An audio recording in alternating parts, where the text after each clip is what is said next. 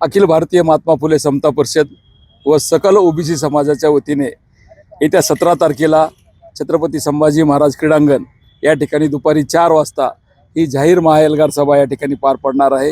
या सभेला मार्गदर्शन करण्यासाठी आमचे नेते आदरणीय छगनरावजी भुजबळ साहेब या ठिकाणी उपस्थित राहणार आहेत।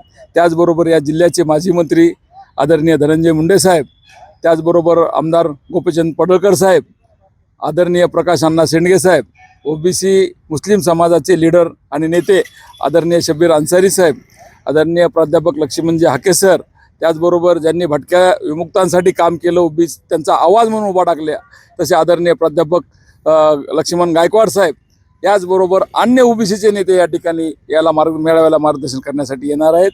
आणि या जिल्ह्याच्या मंत्री आदरणीय पंकजाताई मुंडे असतील, आदरणीय जयदत्त अण्णा क्षीरसागर असतील, यांना देखील आम्ही या व्यासपीठावर येण्यासाठी निमंत्रण दिलेलं आहे। या कार्यक्रमाला उपस्थित राहण्यासाठी आपण त्यांना भेटलेलो आहोत।